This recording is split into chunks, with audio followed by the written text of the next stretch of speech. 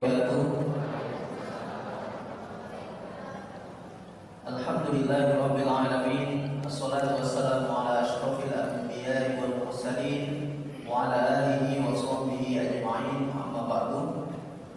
Puji syukur kita panjatkan kepada Allah Subhanahu wa taala yang telah mengumpulkan kita di sini dalam rangka mengikuti kajian dinar dan dirham.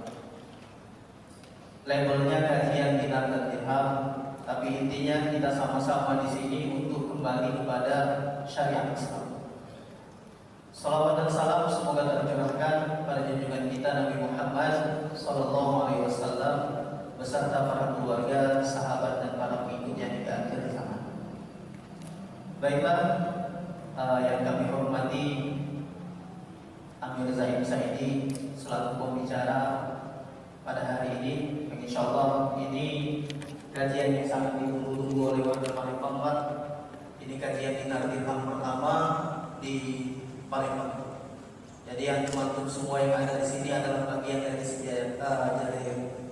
sejarah kajian pertama dinar dan dirham di Kota Palembang.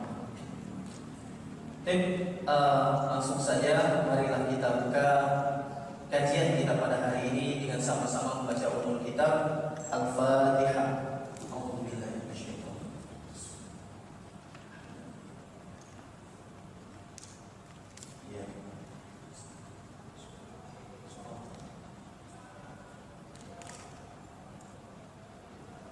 Assalamualaikum warahmatullahi wabarakatuh. Kita bersyukur kepada Allah SWT pada pagi hari ini kita bisa berjumpa ya di bumi Sriwijaya. Jadi beberapa ratus tahun yang lalu Sriwijaya mengalami satu kejayaan yang luar biasa. Bisa menegakkan satu otoritas yang begitu luas, dan kejayaan Sriwijaya itu antara lain karena 3 jenis koin yang mereka gunakan, yaitu emas, perak, dan tembaga. Karena itu penting bagi kita untuk mengikuti apa yang dinasihatkan oleh Syekh Abdul Qadir As-Sufi. Syekh Abdul Qadir adalah guru yang mengajarkan mengenai apa yang saya sampaikan pada hari ini. Beliau mengatakan dalam bahasa Latin, res wise, cross wise. Jadi tengoklah masa lalu kalian untuk masa depan kalian. Jadi masa depan kita itu terletak pada masa lalu kita. Karena kalau kita lihat datuk-datuk kita, nenek moyang kita adalah orang-orang yang hebat, orang-orang yang hebat karena mereka adalah orang-orang yang masih mengikuti fitrah. Jadi manusia itu fitrahnya adalah mengikuti segala sesuatu yang ditentukan oleh Allah SWT yang dikenal sebagai rububiyah. Dan di dalam rububiyah itu seluruh tatanan kehidupan itu diatur mengikuti kehendak Allah SWT. Dan karena itu semuanya serba harmonis, serba aman, serba makmur. Jadi Allah SWT telah memberikan seluruh kekayaan di dunia ini untuk kehidupan kita. Jadi kalau kita mengikuti kehendak Allah SWT sesuai dengan harmoni dan keselarasan alam, maka hidup itu akan baik. Jadi hari ini kita telah jauh dari fitrah, jauh dari ketentuan Allah SWT karena kita tidak lagi tunduk patuh pada kehendak Allah SWT. Ya. Nah itulah segala sumber malapetaka. Nah tetapi kabar baiknya adalah bahwa kehidupan itu berputar. Jadi zaman selalu berubah. Zaman selalu berubah, dan karena itu kita harus mengetahui zaman di mana kita hidup. Ya, zaman saat kita hidup ini harus kita pahami supaya ketika kita ini mengalami perubahan dan kita harus berubah di dalamnya, kita tidak tergilas oleh arus perubahan itu. Jadi ibarat kita di lautan bebas, kita harus seperti seorang surfer yang mampu meniti buih dan gelombang, ya, sehingga kita selamat dan tidak tergulung oleh gelombang perubahan zaman. Nah, kita sekarang ini hidup di ambang perubahan zaman. Dari satu zaman yang oleh Rasulullah SAW disebut sebagai zaman Murkan Jahiliyah, yaitu zaman yang penuh dengan kezaliman, yang penuh dengan keangkuhan, menuju kepada zaman yang kembali kepada fitrah yang oleh Rasulullah SAW disebut sebagai minhajul nubuwah, yaitu jalannya yang dulu pernah dicontohkan di zaman Rasulullah SAW, dan 3 generasi pertama yang disebut sebagai salafus salih, yaitu selama kehidupan di Madinah Al-Munawwarah. Jadi di Madinah inilah Islam dirilui, dan di Madinah ini pula seluruh kaidah syariat Islam itu ditetapkan. Nah, karena itu judul kajian kita pagi ini adalah mengembalikan dinar dirham dan fulus. Kita mengembalikan karena dulu pernah ada, dan itu universal. Dimanapun kehidupan itu berlangsung, disitulah umat manusia memilih koin emas, koin perak, dan koin tembaga sebagai alat tukar atau uangnya. Tidak ada yang memaksakan, semuanya atas dasar sukarela dan satu petunjuk dari Allah SWT, bahwa di antara sekian banyak program yang terbaik untuk digunakan sebagai penakar harga dan sebagai alat tukar adalah 3 jenis logam ini: emas, perak, dan tembaga. Ya. Nah, jadi ketika kita mengembalikan ketiga logam ini sebagai alat tukar kita, maka kita menggunakan sunnah, karena itulah yang diwariskan oleh Rasulullah SAW. Jadi seluruh yang diwariskan Rasulullah SAW adalah Madinah Al-Munawwarah, dan diantaranya adalah penggunaan emas dan perak dan fulus atau tembaga, ya. Dan ketika kita mengembalikan sunnah itu, maka pada saat yang sama daulah akan kembali. Nah, jadi saya ingin memulai dengan menunjukkan ada 2 ayat dalam Al-Quran yang berkaitan. Yang pertama adalah surat Al-Hasyr ayat 7, ya, yang artinya adalah bahwa seluruh harta itu haruslah dikembalikan sebagian kepada Allah SWT, kepada Rasulnya, kepada kerabat, kemudian anak-anak yatim dan ibu sabil. Lalu di situ disebutkan kaila yakuna dulatun baina aqniya'ikum. Jadi supaya harta itu dulatan, tidak berhutang hanya kepada orang-orang kaya di antara kamu. Nah, jadi yang ingin saya berikan perhatian adalah satu kata, dulatan, tahun. Jadi kata daulah ini hanya muncul 1 kali dalam Al-Quran, dan maknanya tadi berputar, memeratakan, membagikan. Dalam konteks ini adalah harta. Jadi harta itu tidak boleh hanya berada di segelintir orang, ya. Dan hari ini kita tahu bahwa harta itu hanya di tangan segelintir orang melalui satu sistem yang disebut sebagai banking system atau perbankan. Jadi perbankan itu membawa dalam menghasilkan penimbunan harta. Jadi harta dari masyarakat yang kecil-kecil itu disedot, kemudian dibawa kepada segelintir orang.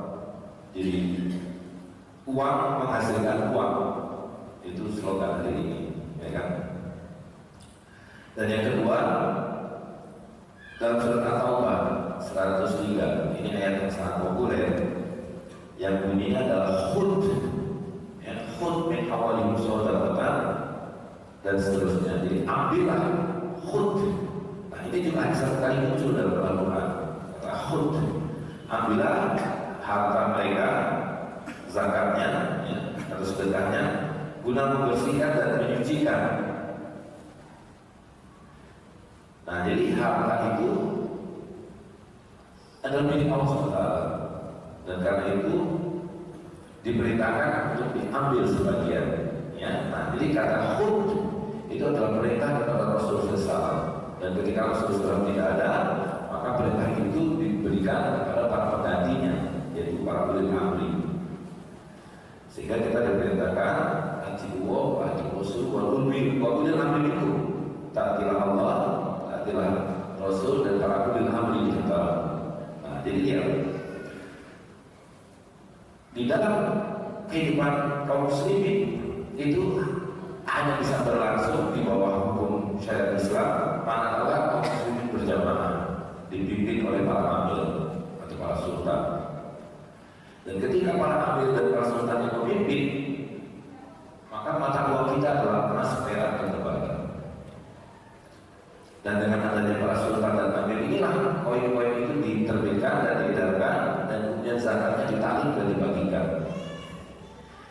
Nah, kehidupan ini yang kemudian berubah dalam beberapa ratus tahun terakhir ini, sehingga tidak lagi kita mengikuti apa yang diperintahkan oleh Allah SWT. Nah, jadi kapan sistem ini berubah dan bagaimana sistem ini berubah?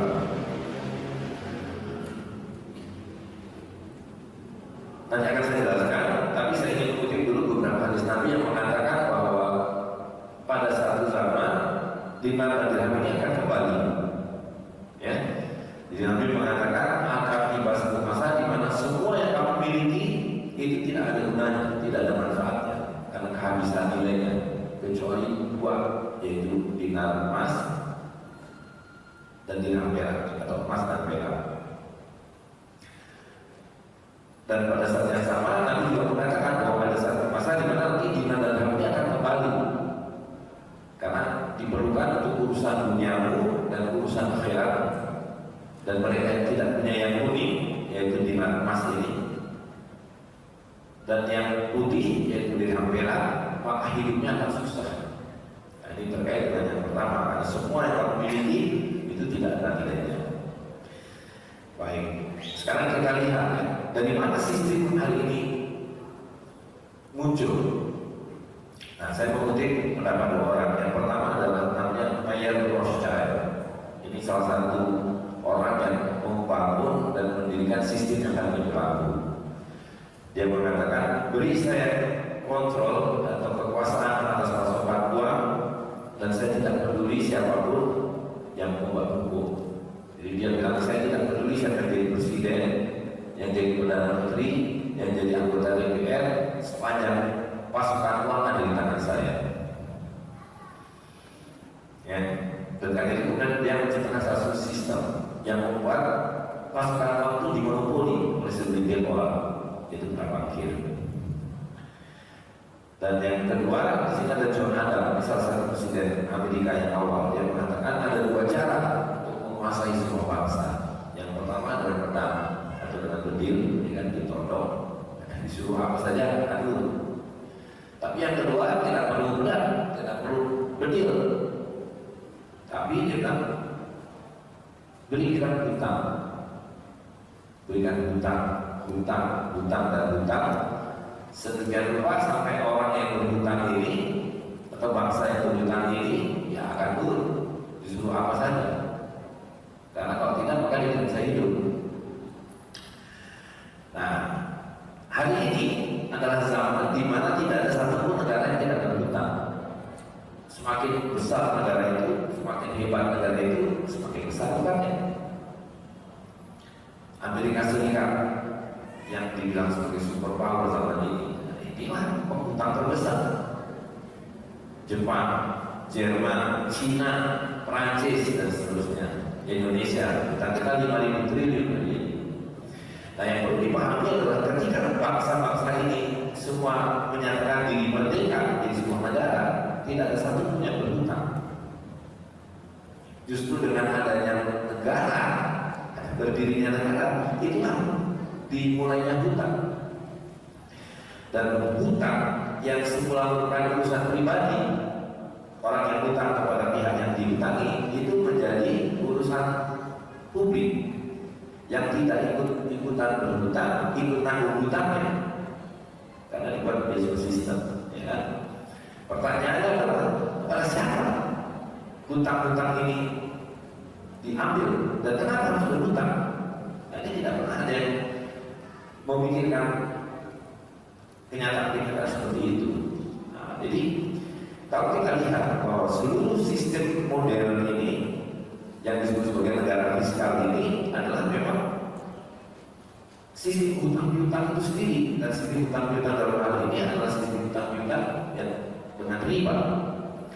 Dan karena itu keseluruhan sistem ini negara itu sendiri adalah riba.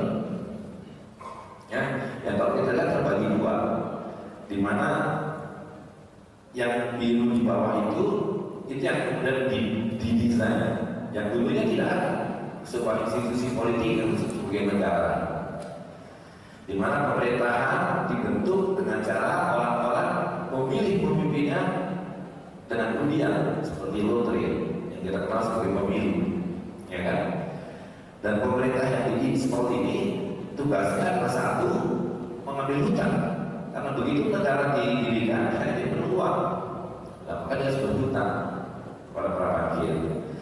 Dan yang kedua, nah, hutang ini pada akhirnya digunakan untuk apa saja. Jadi bukan memerlukan sesuatu kegiatan dan hutang, tapi pokoknya bikin kegiatan supaya berhutang. Ya kan? Jadi itu apa saja. Contohnya ini di Palembang ada MRT, ya kan? LRT dari bandara sampai kota. Apakah diperlukan LRT ini oleh masyarakat? Tidak. Dan sekarang harus ditopori 9 miliar setiap bulan. Dan karena itu tukang bakso, tukang pempek harus dipajaki. Ya? Nah, jadi tugas pemerintah itu pertama ambil hutang, kedua menghabis-habiskan untuk apa saja demi hutang itu, dan yang ketiga adalah mencicilnya. Dari mana mencicilnya? Mereka bilang ini punya 260 juta rakyat, pajaki rakyat kalian. Nah, itu yang disebut sebagai negara fiskal. Ya. Dan ini 5 tahun sekali ganti. Kalau ada yang tidak turun, ganti. Nah, lalu ada satu entitas besar di atas jabatan kuning itu, yaitu oligarki banking. Inilah yang menguasai seluruh kehidupan hari ini. Mereka yang mengatur itu melalui seperti kata John Adam, kalau kamu mau mengendalikan satu bangsa, hutang, sehingga mereka terpaksa harus menurut apapun yang dilakukan, gitu ya. Nah, jadi riba menjadi jalan hidup di zaman modern ini. Nah, bagaimana riba ini bisa merajalela? Ya, kita mundur lagi sedikit. Jadi Allah mengatakan bahwa dalam transaksi atau dalam kehidupan haram hukumnya mengambil harta orang, kecuali melalui perdagangan yang adil, yang redo sama redo, antara tijabatan antara demo, ya, melalui kebebasan memilih. Jadi tidak boleh orang mengatakan bahwa kita berjual beli di sini hanya boleh dibayar dengan emas atau dengan perak atau dengan dolar atau dengan rupiah. Jadi kalau ada orang menjual ayam dan orang mau membayar ayam itu dengan kedelai, kalau mereka sama dia boleh. Mau membayar dengan kurma boleh. Ya. Nah, ketika kebebasan itu ada, seperti yang saya sampaikan tadi, seluruh umat manusia memilih emas atau perak sebagai uangnya. Karena ini adalah yang terbaik di dalam penentuan nilai dan harga. Jadi Imam Syafi'i mengatakan umat manusia itu punya segala macam logam, besi, tembaga, kuningan, emas, perak, tapi mereka memilih emas dan perak sebagai penentu harga. Jadi logam yang lain dan benda-benda yang lain harganya ditentukan dan diperjualbelikan dengan emas dan perak. Itu. Nah, jadi semua orang memilih emas dan perak. Nah, lalu sejak abad ke-16 yang kita kita tahu dan orang-orang Eropa ini termasuk datang ke Nusantara pada abad 16, mereka mulai mengenalkan sesuatu yang baru, yaitu kertas. Ya, mereka mengatakan menyimpan emas dan perak itu tidak aman, berat dan sebagainya. Titipkanlah pada saya. Nah, ini cikal bakal Pak. Titipkan pada saya, kemudian dia akan mengeluarkan kwitansi, ya kan? Bahwa 1 dinar telah dititipkan. Nah, dalam fikih yang disebut sebagai ain, aset harta, ini yang disebut sebagai kain atau surat hutang, kwitansi, voucher. Nah, dalam jual beli, kalau kita mau membayar harus tunai. Jadi syarat pertama redo sama redo, syarat kedua adalah tunai. Ya, dan biadin. Maknanya adalah kwitansi ini tidak boleh dipakai sebagai alat untuk membeli. Jadi kalau mau membeli barang, dia kembalikan kwitansinya, diambil emasnya, baru dibayarkan kambing. Ya, itu yang disebut jangan biadin, tunai. Si pedagang mendapatkan emas, pembeli mendapatkan kambing. Jadi harta ditukar dengan harta. Nah, yang ketiga adalah harus setara, mithlan bimithli dalam bahasa fikihnya. Ya. Jadi kalau menjual ayam harus dibeli dengan sesuatu yang setara dengan ayam. Mungkin 3 kilo gandum atau 5 liter beras dan seterusnya. Nah, jadi kembali ke awal mula munculnya uang kertas, ketika kwitansi ini kemudian sudah mulai beredar, para bankir awal katakan sudah pakai saja kertas itu berlaku sebagai uang, ya kan? Nah, lalu si pandai emas ini karena dia tahu bisa menciptakan harta secara turunannya, yaitu berupa kwitansi. Lalu ada orang-orang yang mau pinjam uang. Saya mau pinjam uang beli mobil. Kata mereka, ini saya punya apa? Tapi ketika dia tidak berikan koinnya, tapi dia minta kwitansi satu lagi. Ini ya kan? Karena dia meyakinkan ini laku sebagai uang. Ada orang lagi datang, saya mau beli rumah, tak punya uang. Oh, boleh saya pinjami nanti dengan rumah. Ini harta saya, tapi lagi-lagi dia tak satu kwitansi lagi, sehingga dia tahu bahwa dari 1 koin emas itu dia bisa pegang 13 lembar kwitansi, ya. Nah, ini yang kemudian menjadi formula dalam bank hari ini, bahwa bank boleh punya modal hanya 8%, seperti 12 sampai 13, ya. Nah, dari situ kemudian kan banyak orang yang produksi, mereka bilang di repot, ada merah, hijau, kuning, biru. Maka mereka bilang, kalau beli saya monopoli, hanya saya yang boleh mengeluarkan kwitansi. Kalau ada orang lain mengeluarkan kwitansi ini, harus disebut sebagai memasukkan uang. Nah, ini kan pertama kali munculnya apa yang disebut sebagai bank sentral, ya kan? Jadi hanya satu pihak yang diberi izin untuk mencetak duit gitu. Nah, lalu pada saat yang sama mereka menjadi bank sentral, dia bilang ke pemerintah, raja-raja waktu itu, kalau kamu perlu duit berapa saja saya pinjami dengan sebagai hutang berbunga, ya kan? Nah, dan sebagai pihak yang monopoli sudah berjalan, kita lihat ambil contoh, dia bisa berbuat apa saja. Ini adalah uang dolar tahun 22 yang dikeluarkan oleh Federal Reserve di Bank Sentral Amerika.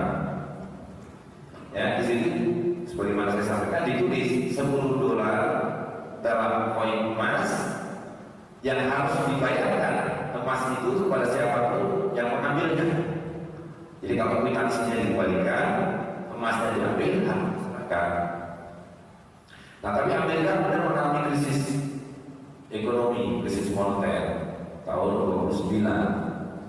Nah, dibuatlah satu aturan bahwa semua emas yang ada di tangan rakyat harus diserahkan kepada bank sentral. Dibeli, bukan kampas ini saja dibeli dengan harga $20 per pot. Nah sesudah semua dikumpulkan, dibuatlah uang yang baru setelah kena tahun 34. Di situ ditulis akan dibayarkan pada siapapun yang membawa kwitansi ini sebanyak $20. Ada yang hilang di situ. Apa yang hilang? Koin emasnya. Ya, jadi mereka bilang, kalian jangan khawatir. Kalau saya mencetak kertas uang ini, saya tetap backup dengan emas. Tapi emasnya sekarang sudah berupa batangan. Nah, kalau kalian mau punya emas boleh, tapi harus beli dari saya karena emas ini sekarang punya saya sebagai dukungan uang kertas yang saya terbitkan. Hanya harganya sekarang bukan 20 lagi, melainkan 35. Gitu ya. Jadi nilainya nilai kita diganti kertas, emasnya disimpan, dilebur jadi batangan, tapi nilainya dipotong 45%. Nah inilah yang kemudian menjadi model seluruh negara yang didirikan. Jadi sudah saya sampaikan tadi bahwa sistem politik yang kita jalani ini adalah didirikan oleh para wakil. Nah jadi contohnya negeri kita sendiri, Republik Indonesia. Waktu NKRI berdiri, terus membuat bank sentral kan, tapi tidak punya utangnya nol. Dan uangnya dikatakan bahwa setiap 10 rupiah itu sama dengan 5 gram emas. Jadi dengan kata lain 1 gram emas berapa rupiah? Kalau 10 rupiah dapat 5 gram, 1 gram 2 rupiah. Jadi kalau zaman sekarang punya uang 100.000, ini sama dengan berapa gram emas? 100.000 dibagi 2, 50.000 gram emas. Jadi ini 50 kilo emas. Ya. Jadi kalau menurut janjinya, saya kembalikan kwitansi ini, jadi hutangmu ini 50 gram emas. Mana 50 gram emas saya? 50 kilo emas saya. Mereka berikan. Tidak, mereka akan bilang ini bahwa hutang saya ya kertas itu. Terutama ini terjadi sejak tahun 70 ketika Amerika bangkrut lagi dan mereka mengatakan bahwa dolar tidak ada lagi didukung oleh emas dan seluruh uang kertas dimanapun tidak ada lagi didukung oleh emas. Nah, tetapi posisi uang kertas ini sebagai hutang tidak berubah. Nanti akan kita jelaskan ya. Ini tidak berubah. Dia adalah hutang dan berbunga. Nah, jadi ya, ketika uang kertas ini dan sekarang bahkan sudah menjadi uang digital, uang kertas ini sebagian kecil, sebagian besar sekarang kita bertransaksi dengan elektronik, ya kan? Maka sebetulnya kita hidup sihir. Gambar mati kurang, 0,3 dibilang nilainya sama dengan 1.000, ya kan? Mana uang 1.000? Nah, ada uang 1.000 terolah ini, ya kan? Kemudian gambarnya diganti, Soekarno Hatta, warnanya jadi merah, berwarna-warni, maunya ditambah 2, jadi 100.000. Yang 99.000 dari mana? Ada kan? Nah, jadi begini, ini jarum 1, ya kan? Kalau mau jadi 2 gimana caranya? Tambah 1 lagi, beli atau panen atau dikasih orang. Kalau mau jadi 3, tambah 1 lagi, mau jadi 4, tambah 1 lagi. Nah ini yang namanya harta. Ini yang namanya harta, ya. Nah ini dari 1.000 menjadi 100.000. Yang 99.000 ada enggak? 1.000 jeruk menjadi 100.000 jeruk. Harus ada berapa keranjang jeruk, ya kan? Nah ini dari 1.000 menjadi 100.000, hanya ganti gambar.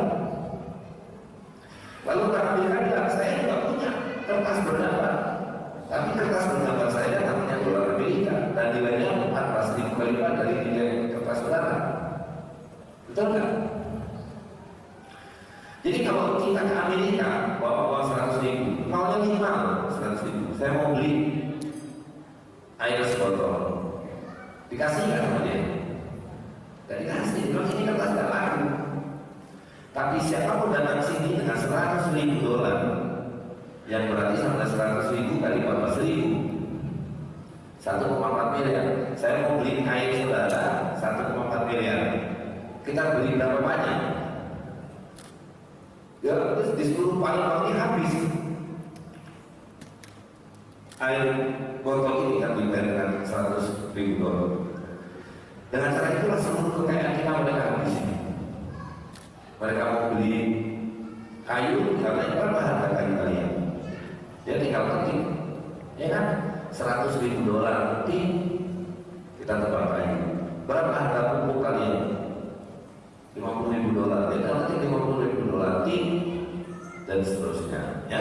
Dan kalau kita punya ini Hello Kitty 100 ribu, laku nggak? Laku. Kenapa tidak laku? Sama-sama 100 ribunya, sama-sama kertasnya, gambarnya bagusan Hello Kitty malah, ya kan? Kok nggak laku? Bukan monopoli saja, gitu. Nah, jadi ini adalah ilmu sihir. Nah, coba kita lihat sekarang untuk menunjukkan lagi sihirnya. Kalau ada punya uang ini sama ini, ditukar ini mau nggak? Serba ini dan serba ini mau nggak ditukar? Mau, kan sama. Nah, sekarang yang ini ditukar dengan ini, mau? Kenapa nggak mau? Apanya yang beda? Nilainya beda. Emang ini nilainya berapa? Oke, saya pernah dua deh. Mau nggak? Udah mau juga. Ya, nah coba lihat sihirnya. Kalau ini kita yang nggak mau yang mana? Ini nggak mau kan? Sekarang dibelah dua, siapa yang nggak mau? Yang ini yang nggak mau. Sihir kan? Nah, ini saya tambah 1, 2, mau, 3, 4, 5, 6, 7, 8, 8. Mau? Dan mau juga. Ada batu adik itu umur 3-4 tahun ditanya, mau yang 10 lembar atau yang 1 lembar? Ya kan? Jadi siapa yang panas di sini? Siapa yang tidak panas? Karena kita kemakan sihir. Nah, oke. Jadi uang kertas ini adalah alat untuk mengambil harta kita. Ya, ibu punya ayam 7 bulan, peliharanya, ditanya berapa harganya? 50 ribu. Nah, ini kita kasih kertas bergambar, terus 5 ribu dipegang. Nih, dia dapat ayam, ya kan? Nah, jadi ini satu kezaliman yang luar biasa. Apalagi ini kalau tadi saya ulang dulu ini. Ini kalau harga ini, kalau ada 2 jeruk ini sama, kalau tadi kan kertas. Ini orang dekat mau nggak? Nah, sekarang ini di Singapura, ini di Palembang. Karena saya punya jeruk, tuan Singapura mau nggak saya beli, saya bayar nanti? Mau nggak? Mau. Di Amerika mau nggak jeruk dengan jeruk? Nah, sekarang kalau pakai mengatakan you nggak bisa jual beli begitu. You mesti pakai kertas yang saya ciptakan. Nah, sekarang jeruk ini Palembang berapa? 1 kilo. Ya, 15 ribu. Oke. Jadi uang 15 ribu di Palembang dapat jeruk 1 kilo. Sekarang kita pergi ke Singapura, bawa 15 ribu ini. Beli jeruk 1 kilo, dikasih tidak sama dia? Tidak dikasih. Karena mereka bilang di sini harganya 3 dolar atau 4 dolar mungkin, ya kan? Nah, sekarang orang Singapura datang sini dengan bawa uang 4 dolar. Saya mau beli jeruk saudara 4 dolar, orangnya 40 ribu. Kita kasih berapa kilo? Katakanlah 3 kilo, ya kan? Nah, jadi dengan sistem uang kertas ini, kalau kita di Singapura, otomatis jadi 3 kali, 4 kali lebih miskin. Orang Singapura datang ke Palembang jadi 4 kali lebih kaya. Tahu kan? Apalagi orang Amerika, ini sangat tidak adil. Nah, tapi ketidakadilan ini belum selesai. Nah, coba lihat. Ketidakadilan ini nanti akan berlipat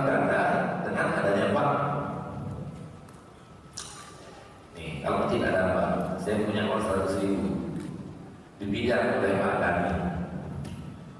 Uang kita masih ada nggak? Tapi dipinjam habis kan? Baru ada lagi kalau dikembalikan. Nah, Pak, itu kalau kita meminjam uang pada Pak atau ada orang meminjam uang pada Pak, uangnya bukan habis seperti kita, uangnya beranak pinak. Ya kan? Nah, coba lihat bagaimana bank ini menganak-pinakkan uang. Ada Pak Abdullah nih, Pak A punya uang 100 miliar. Hari ini pasti disimpan di bank, betul? Nah, jadi dia datang ke bank, dia titipkan uangnya.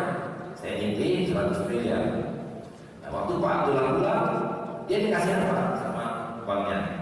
Bilang jangan khawatir, bapak punya uang 100 miliar, ini uangnya. Apa yang dikasihkan? Ya, yang diberikan ke orang yang nitip uang ke bank apa? Buku tabungan atau sertifikat deposito. Pak pulanglah 100 miliar. Nah, detik itu uangnya tidak ada berapa. Kapan kita mencatatkan bahwa dia sekarang punya uang 100 miliar. Jadi uangnya ada berapa? Ya, 100 dibawa pulang tadi, 100 dicatatkan di buku bank, buku banknya. Tidak ada berapa uangnya. 400. Nah, lalu tadi ada orang-orang yang mau beli mobil nggak punya uang, dia datang ke bank, saya mau utang. Oh boleh, saya ada uang, ya kan? Nah, sudah tidak ada emas lagi, hanya kertas itu saja. Jadi dia bilang, oke, saya pinjamkan, tapi harus saya tahan sedikit, 10% buat cadangan. Karena tadi itu dari 1 koin dia bisa bikin 13 kwitansi. Nah, jadi kita bilang dia 10. Kalau dia ada orang pinjam uang, dia harus tahan 10%. Nah, jadi begitu ada orang pinjam 90 miliar, apa yang dicatat oleh bank di bukunya? Kalau ada orang utang, kesampaian sampai mencatat apa? Ya, apa yang dicatat? Kalau ada orang utang pada kita punya apa? Piutang, ya. Jadi bank nyata bahwa dia itu punya piutang 90 M. Nah, ketika dia mencatat piutang itu uangnya nambah bukan? Nambah. Nah, lalu ada orang yang saya mau beli mobil, punya beli, oke, saya kasih pinjaman lagi yang sama dalam bunga 10%.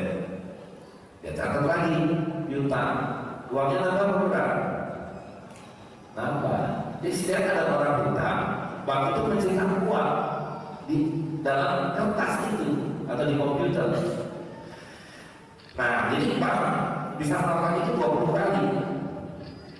Karena tadi itu modalnya cukup 12. Nah, sedangkan neraca kan 100%. Ini cuma 8%.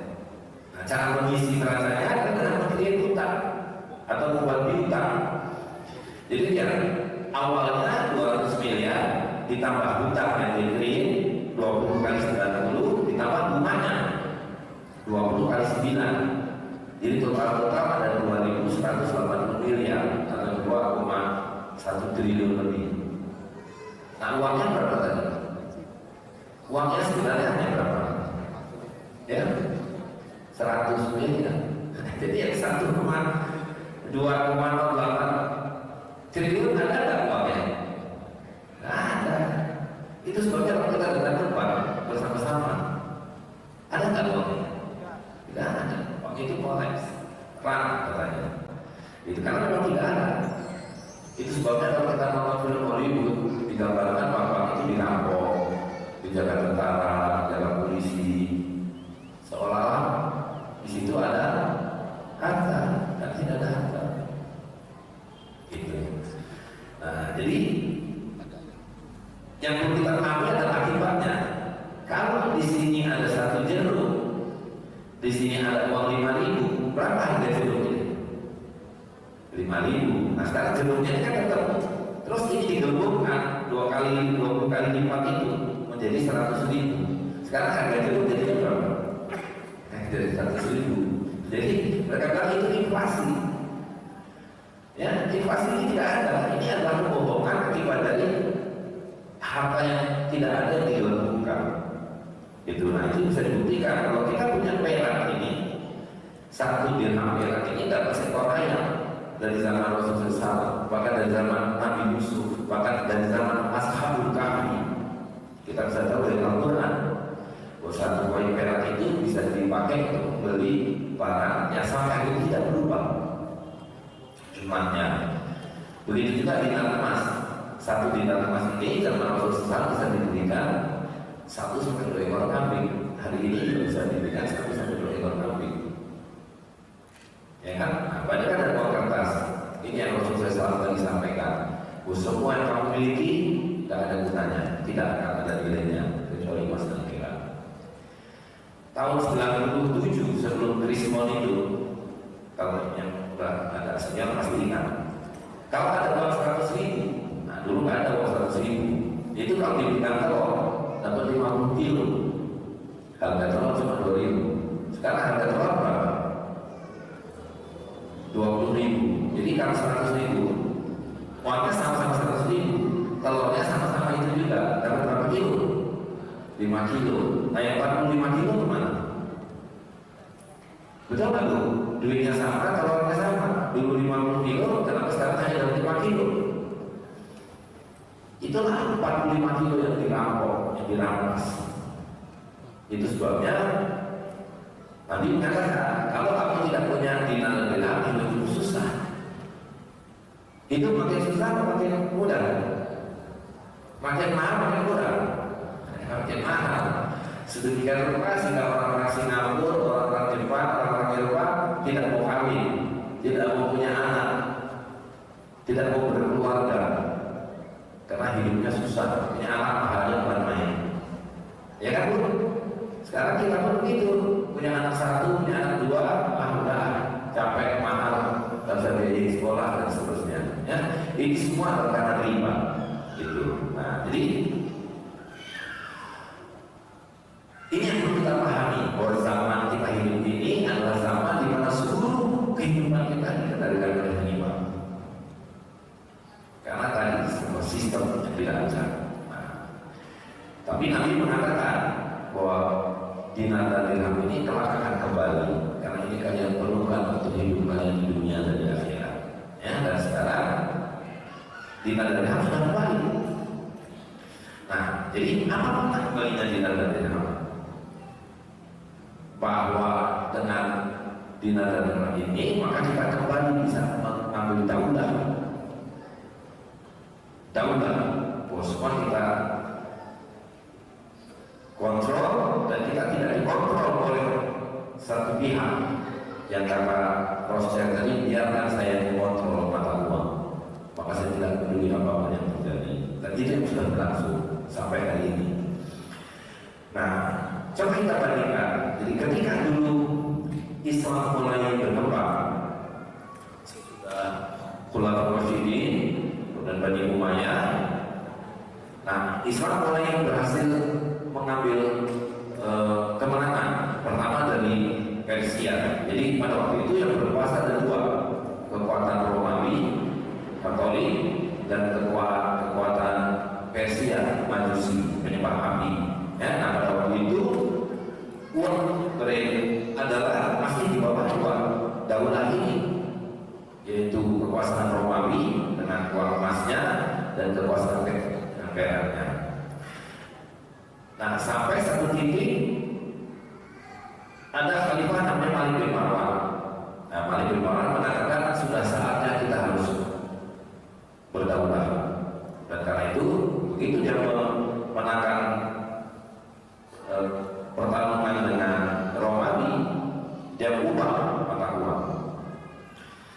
Nah, jadi mengubahnya bertahap. Yang pertama dia masih meniru koin-koin Romawi yang beredar.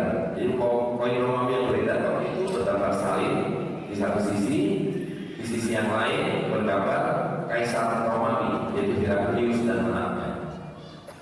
Nah, jadi begitu Malik bin Marwan mencet dinar, dia ubah sedikit, salibnya dibuat diganti menjadi tombak dan mimbar. Tapi di sisi belakangnya dia masih mending, hanya bukan lagi Kaisar Heraklius, wajah khalifah itu. Nah, kemudian berkembang lagi, diubah lagi, ditambah kalimat tauhid la ilaha illallah Muhammadur Rasulullah untuk menegaskan bahwa kita sekarang sudah sepenuhnya bertauhid. Dan kemudian gambar khalifah diganti menjadi tetap khalifah tapi yang sedang berdiri di atas mimbar, itu berkhutbah. Nah, baru kemudian terakhir tahun 74 Hijriah sepenuhnya gambar Al-Quran diganti hanya dengan kalimat tauhid dan beberapa ayat Al-Quran, sepenuhnya dengan kaligrafi. Nah, begitu juga dirhamnya yang semula bergambar Kaisar Persia dan altar penyembahan api diganti dengan kalimat tauhid la ilaha illallah Muhammadur Rasulullah. Nah, jadi ini adalah pernyataan politik bahwa umat Islam sejak itu telah berdaulat lepas dari kekuasaan Romawi dan Persia. Nah, sudah barang tentu dalam konteks hari ini, apalagi kalau kita kembali kepada dinar dan dirham, maka bukan hanya daulah politik yang kita dapatkan, tapi juga daulah ekonomi dan sosial, karena kita tidak lagi dipermiskin melalui depresiasi pada uang kertas. Ya, jadi 1 dirham perak dapat seekor ayam sampai hari ini, sampai nanti kiamat. Coba kalau kita lihat ya, jeruk ini sejak Nabi Adam sampai kiamat berubah kan? Berubah kan jeruk ini? Tidak berubah. Begitu juga dirham perak ini sejak zaman Nabi Adam hari ini sampai kiamat berubah kan? Tidak berubah. Rasulullah menyatakan bahwa tidak yang berubah pada ciptaan Allah SWT. Jadi ketika ini tidak berubah, ini tidak berubah, maka ketika 1 jeruk ini sama dengan 1 dirham, selamanya 1 jeruk sama 1 dirham. Betul? Nah, supaya dirusakkan ini, gitu, ya. Nah, jadi kita bisa buktikan dengan data-data yang sangat valid di zaman Nabi. Kalau Anda punya uang 250 sampai 500 dinar bisa beli rumah. Hari ini 500 dinar sama dengan 1,5 miliar, 300 dinar sama dengan 900 juta bisa beli rumah. Bisa, tapi kalau ibu bapak kayak ini 1 juta tahun lalu dengan 1 juta hari ini sudah beda nilainya, ya kan? Nah, jadi itu akan kita dapatkan. Kita tidak akan dikendalikan oleh satu sistem yang merokok. Nah, yang ketiga adalah bahwa dengan kita kembali ke dinar dan dirham, maka daulah hukum kita dapatkan.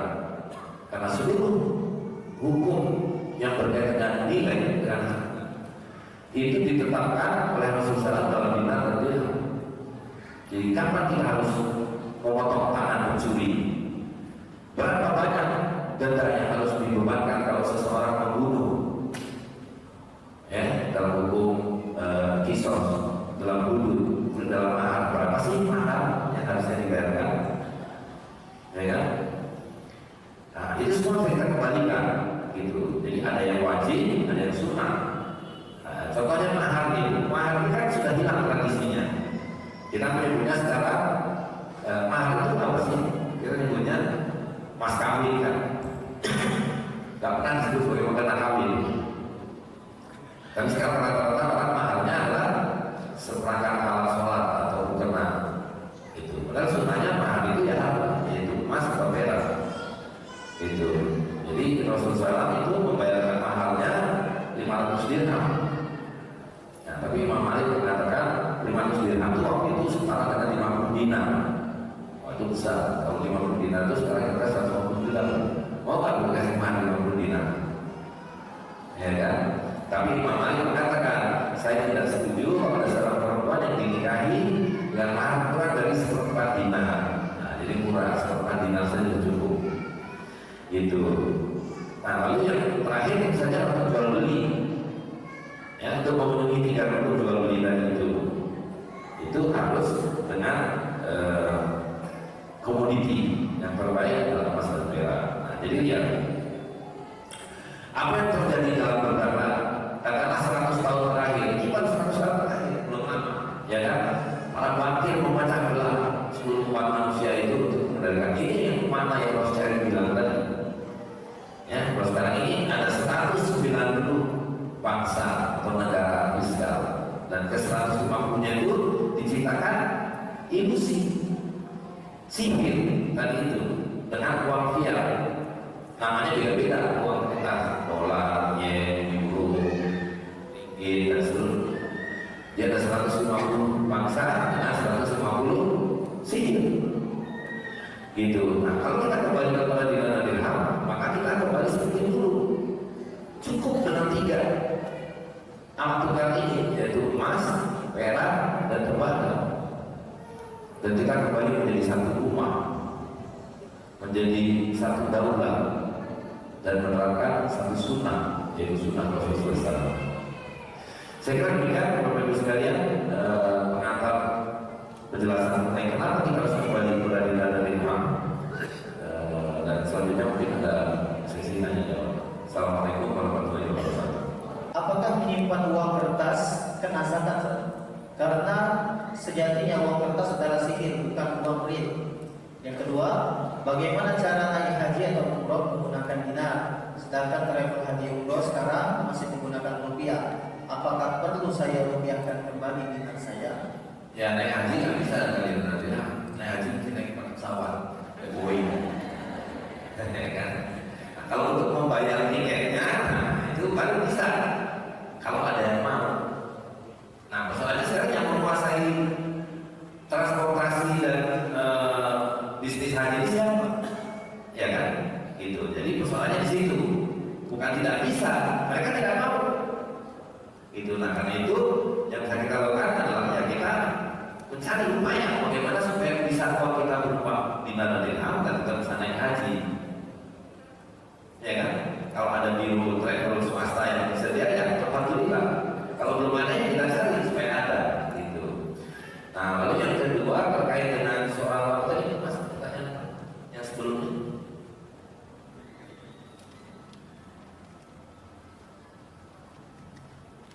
Uang kertas. Oh ya, nah ini kan sekali lagi bahwa hari ini sistemnya menghendaki kita harta itu menjadi sihir.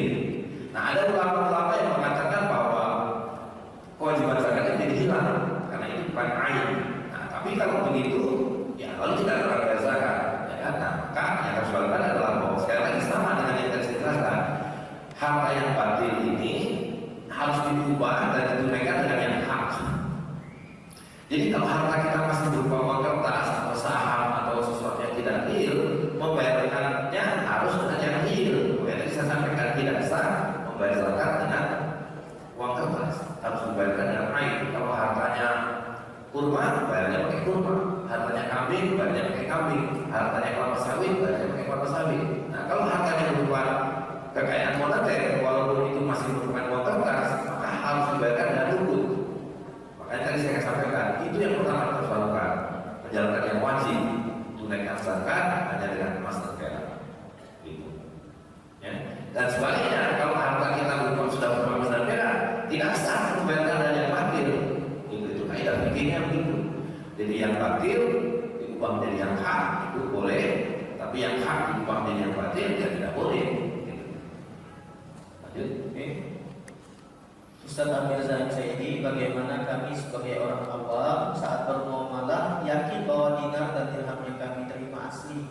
Bukankah dengan zaman yang canggih sekarang semua barang bisa ditiru? Adakah tolak ukur untuk menjamin keaslian atau kecukupan kadar emas atau perak dalam dinar dan dirham tersebut?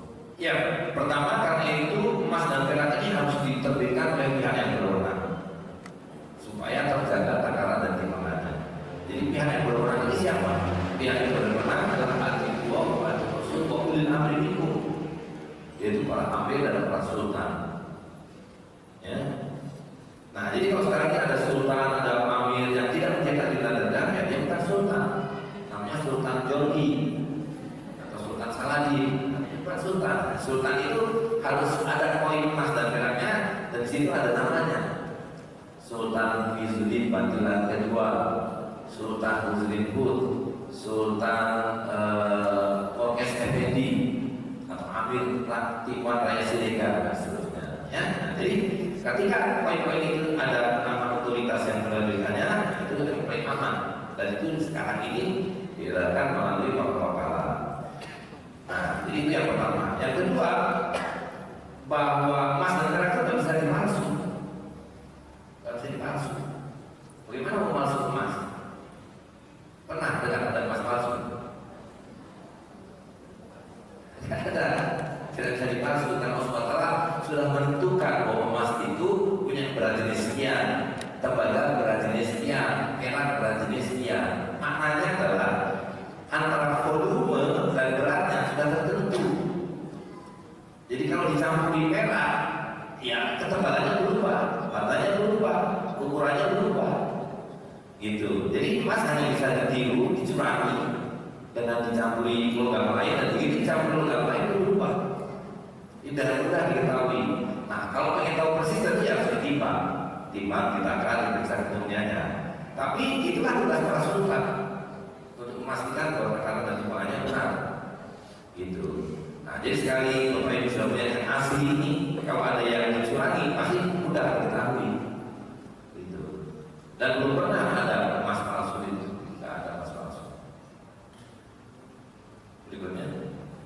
Berkenaan dengan dinar yang terbuat dari emas, di mana nilainya tidak berubah sampai sekarang, pertanyaannya apakah bisa kita menukar satu dinar yang seharga 1 kambing atau 2 kambing ke toko emas sekarang dan dibeli oleh toko emas setara dengan itu? Toko emas punya kambing kan? Ya, pertanyaannya itu salah. Cari kambing untuk toko emas, ya. Cari kambing di pasar, teman-teman jual kambing, bayar 1 dinar. Kalau saya sering beli kambing pakai dinar, kalau akikah atau Idul Adha, ya. Jadi sekarang ada pasar mamah.net, cari di sini pada banyak tukang kambing yang bisa dibayar dengan dinar emas. Dan kalau Bapak Ibu punya dagangan, daftarkan ini di pasar mamah.net. Di Palembang kayaknya belum banyak yang daftarkan ini. Gitu. Jadi ini sama yang baru mulai. Ya, lama nanti seluruh dagang kami akan terima dinar dan dirham. Gitu. Jadi sekali lagi ini persoalannya bukan bisa atau tidak bisa, pasti bisa. Soalnya mau atau belum. Gitu. Berikutnya. Ustaz, siapa saja para penguasa uang? Definisi bankir itu siapa? Apakah pemilik bank? Ya, dia pemilik bank itu bankir. Kalau pemilik kambing namanya ternak kambing. Gitu. Ya kan? Jadi seluruh otoritas yang sekarang ini dimonopoli mencetak uang adalah bankir, bank sentral namanya. Nah, yang perlu diketahui coba, ini supaya clear ya, saya satu lagi. Di dompet Bapak Ibu saya kan ada uang ini, betul kan? Dapatnya dari mana? Ya? Dapat dari mana? Aduh, bukan berat. Bank. Dari bank. Dari bank dengan cara digaji, oke. Ini lebih digaji, oke. Digaji oleh bos atau yang PNS digaji oleh pemerintah. Nah, bos kita ini, pemerintah kita dapat duit dari mana? Dari bank. Bank dapat duit dari mana? Atau pemerintah dapat duit dari bank dengan cara apa? Ya, banknya kasih duit itu dengan cara utang. Ya, jadi lihat kapan bank sentral begitu nyetak duit ini? Kapan bank sentral nyetak duit? Pada saat ada orang yang utang, dalam arti pemerintah atau bank swasta, betul nggak? Ya kan? Nah, makanya saya bilang uang ini yang kita miliki ini adalah utang. Dan ketika bank menggunakan pada pemerintah atau pada bank swasta, cuma ada tidak dengan bunga katakanlah 5%. Lalu dari bank swasta kepada masyarakat pakai bunga berapa? Katakanlah 15%. Jadi ada 5 tambah 15 sama dengan 20%, ya kan bunganya. Nah, padahal ini tadi ketika pemerintah saya perlu uang 20 triliun, maka saya berhutang pada bank sentral dalam bentuk surat utang negara namanya. Nah, bank sentral kan nyetak duit 20 triliun, kan ada yang hutang. Sama seperti tadi yang saya jelaskan, kalau ada orang hutang ke bank, bank nyetak duit.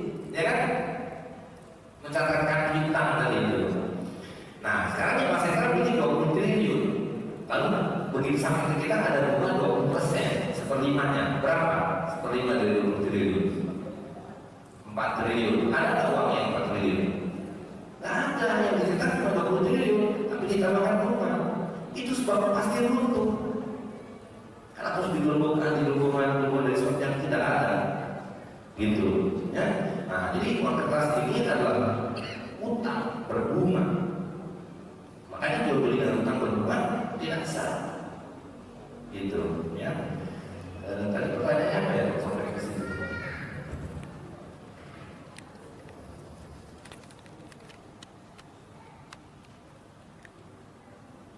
Oh, siapa yang mencetak duit itu ya? Ya betul. Ya, jadi paham ya. Jadi yang mencetak duit ini segelintir orang. Kapan dia nyetak duit? Karena ada orang hutang. Jadi bayangkan, dia mencetak sesuatu dari awam-awam, kemudian menambahkan bunga pada awam-awam itu. Ini namanya perbandingan. Kan saja bisa lakukan, benar kan? Tuyul aja bisa lakukan itu. Lalu itu dari tuyul nilai 100.000, 200.000, triliunan. Seluruh bukan hanya triliunan, seluruh harta yang ada yang berupa harta moneter di dunia ini adalah hutang yang dikreat oleh segelintir orang. Gitu. Terus, Oke, yang keduanya bagaimana pandangan pemerintah terhadap alat tukar yang bukan rupiah? Dan sejak kapan DIT berlaku kembali? Siapa yang memulai pertama untuk kebangkitannya? maksudnya pemerintah itu apa? Pandangan pemerintah terhadap kita menggunakan dinar dirham untuk transaksi Ya maksudnya pemerintah itu apa? Siapa? yang sekarang. Pemerintah kita itu siapa? Gini, ya hidup itu kan harus ada yang ditaati. Ya kan, atuwo wa rasul ulil amri minkum. Gitu. Dan itu kenapa tadi saya jelaskan semuanya bahwa kita harus kembali kepada emas dan perak. Gitu. Nah, sekarang kita hidup dalam satu sistem yang belum lama, baru 100 tahun ini sistem ini. Terus tiba-tiba kita sudah lupa dengan akar kita, dengan fitrah kita, ya kan? Jadi ini urusan kita dengan Allah SWT. Urusan kita dengan ulil amri kita. Urusan kita dengan Rasul kita SAW. Sekarang saya tanya, kenapa kita sholat 5 kali sehari? Kenapa ibu sholat 5 kali sehari? Ya?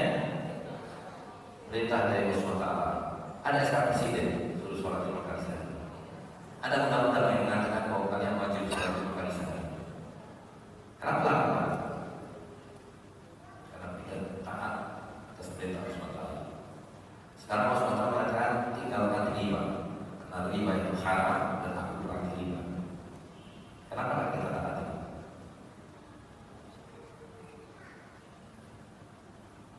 Ya, Nabi mengatakan berseringat dengan yang berbuat riba itu sama dengan berzina dengan ibu sendiri. Sekecil-kecilnya dosa riba sebenarnya 36 kali berzina. Ya, jadi ya kita harus kita dengan Rasulullah.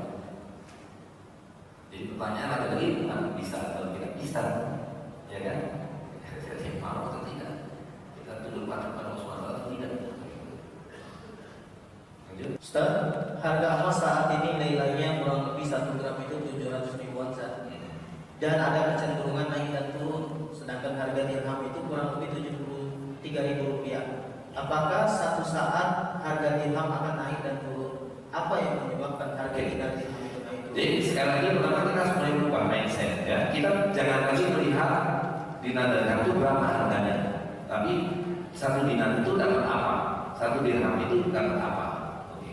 Nah, tapi memang dalam masa transisi di mana sekarang kita hidup di bawah sistem uang kertas, mau tidak mau ada kurs, gitu.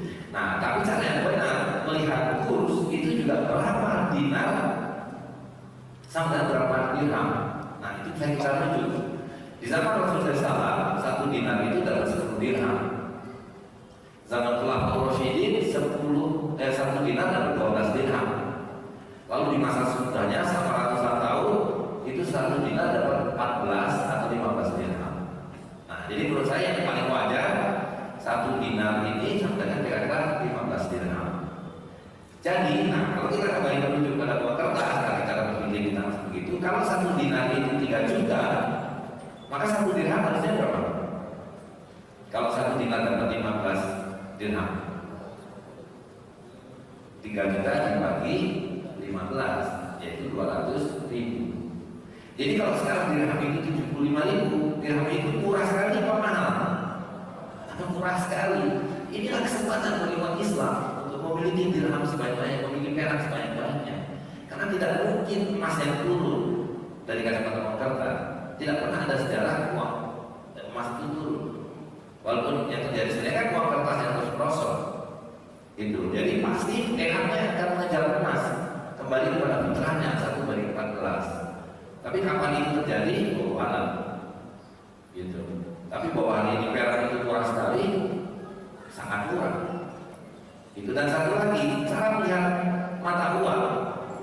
Ini orang sekali bu, ini ada dirham 60.000, namanya jadi 70.000. Padahal secara fitrahnya 200.000. Tapi saya ingin tanya sekarang, kalau ada 2 mata uang nih, sama-sama dirham, sama-sama mata uang nih. Yang satu dapat 2 ekor ayam, satu dapat 1 ekor ayam. Ibu pilih yang mana? Dapat 2 ekor ayam kan? Kalau ada yang dapat 3 ekor ayam, pilih yang 3 ekor ayam. Jadi kalau ada yang 50.000 sama 200.000, ibu pilih dirham yang mana? Yang 200.000. Nah, begitu cara mikirnya. Gitu. Jadi sekarang kita harus melepaskan diri dari hukuman angka-angka tadi. Gitu. Jadi tadi yang pernah bisa. Ya. Bagaimana caranya mengetahui tidak syariahnya bank syariah? Ya mudah. Bahwa seluruh bank itu satu sistem. Gitu. Bank itu semua sama, nggak ada beda. Jadi syariahnya di mana? Gitu. Jadi pertanyaannya dibalik, bukan di mana tidak syariahnya. Syariahnya di mana? Tidak ada sedikit pun syariahnya. Ya kan? Jadi kalau bank biasa itu haramnya 100%. Bank syariah sekurang-kurangnya haramnya 300%. Gitu. Karena kalau bank biasanya tidak pernah mengatakan bahwa dia halal. Jadi haram aja. Ya, dan disebut bank syariah itu barang haram yang disebut sebagai halal. Dan sebetulnya ini mungkin kesalahan kita juga masyarakat. Karena bank syariah tidak pernah ada satupun yang mengatakan bahwa saya sesuai dengan syariah. Bank syariah yang mengatakan bahwa saya sesuai dengan prinsip-prinsip syariah. Nah, prinsip syariah sama enggak? Tidak sama. Sama dengan kata sholat dan prinsip sholat. Prinsip sholat adalah zikrullah, ingat kepada sholat Allah, ya kan? Tapi sholat itu ada rukun, ada syaratnya. Mesti wudu, ada kiblat, untuk aurat, ada jam-jam tertentu, ya kan? Bukan asal ikhlas masuk pondok terus jangan bisa sholat. Nah, begitu juga yang lain. Jadi muamalah itu adalah ada rukun, ada syaratnya. Bisnis bank itu cuma satu, kasih utang supaya dia memberi uang. Nah, cuma kalau di bank biasa disebut kredit, di bank yang sebesarnya disebut pembiayaan. Yang di sini disebut bunga, di sini disebut margin dan seterusnya. Gitu. Jadi cuma sebutannya ada berbeda. 100% sama itu. Mungkin masih banyak pertanyaan dari kita semua yang belum kita sampaikan. Insya Allah di pertemuan yang akan datang ada kesempatan untuk menanyakan kembali, dan kita juga terus menggali, mencari informasi tentang apa-apa yang masih kita bingungkan dalam dinar dan dirham ini. Mungkin semua sudah bisa menyimpulkan apa inti dari kajian ini, tapi kami ingin menekankan beberapa hal. Yang pertama, dinar dan dirham ini pasti pada saatnya nanti akan berlaku. Tinggal kita termasuk dalam barisan yang memperjuangkannya atau tidak. Karena sudah disampaikan tadi, sekarang kita ada di fase keempat, Vulkan Jabariyah. Nanti kita akan masuk Al-Khalifah ala minhajul nubuwah. Di zaman Khalifah dulu menggunakan dinar dirham, dan itu akan terjadi lagi. Tinggal kita termasuk di dalamnya atau tidak. Tim Ikhwanillah rahimahullah, sebentar lagi kita akan penutupan dan Amir Zaim dan kita semua silakan untuk ke pasar muamalah mengamalkan dari apa yang sudah kita pelajari, berjual beli dengan menggunakan dinar dan dirham. Sebelum kami tutup, kami sampaikan satu hal, keterlambatan memulai acara ini bukan karena Amir Zaim yang telat. Tadi rencana kita mulai jam 8:30, tapi realisasinya jam 9:15 kita baru mulai. Ini bukan karena keterlambatan pembicara, tapi karena keterlambatan kita. Dan pada adabnya murid menunggu guru. Jadi untuk ke depan, jika ada kajian lanjutan, diharapkan untuk kita semua lebih on time agar pembicara kita juga bisa datang sesuai dengan jadwalnya. Jadi ini bukan keterlambatan dari pembicara, ini adalah keterlambatan dari kita selaku peserta. Jadi ini saja yang dapat saya sampaikan. Terima kasih untuk teman-teman sekalian, terutama Amir Zaim. Mari kita tutup dengan sama-sama membaca doa kafaratul majelis. Subhanallahumma wa bihamdika asyhadu an la ilaha illa anta astaghfiruka wa atubu ilaik. Assalamualaikum warahmatullahi wabarakatuh.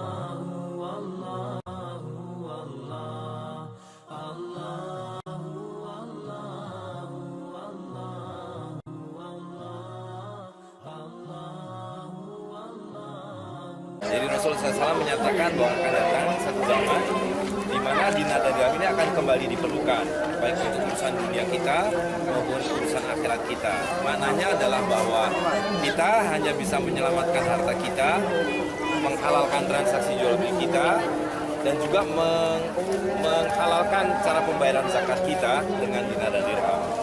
Karena itu umat Islam harus mulai memahaminya dan mengikuti apa yang disampaikan oleh Rasulullah SAW. Karena saat ini dinar dan dirham sudah mulai diterbitkan kembali, sudah mulai dicetak dan diedarkan di berbagai kota. Dan kita melihat di sini hari ini di Palembang ada pasar, ya, di mana pasar ini disebut sebagai pasar muamalah, menerima pembayaran dengan apa saja yang diterima secara redo sama redo. Karena hukum jual beli itu tidak boleh memaksakan alat tukar. Jadi redo sama redo, dan karena itu dinar emas dan dirham perak, dan untuk yang kecil adalah fulus dari tembaga, itu diterima dalam jual beli. Jadi alhamdulillah di Palembang ini, di mana datuk-datuk kita dulu uangnya adalah emas dan perak, hari ini kita sudah kembali mulai menggunakan emas dan perak. Jadi insya Allah kemakmuran akan kembali manakala umat Islam, masyarakat kembali mengikuti apa yang diajarkan oleh Rasul kita, Rasulullah SAW. Nah, Rasulullah SAW sudah menetapkan bahwa setiap 7 dinar sama dengan 10 dirham. Dan kita mendapatkan dari satuan yang ditetapkan Nabi 1 miskol, yaitu 1 dinar ini yang disebut 1 miskol, maka 7 miskol sama dengan 10 dirham. Jadi kita mendapatkan 1 dinar adalah 4,4 gram emas dan 1 dirham adalah 2,975 gram. Nah, ini sudah kemudian diwujudkan oleh Umar Ibn Khattab dan kita menggunakan standar dari Rasulullah SAW.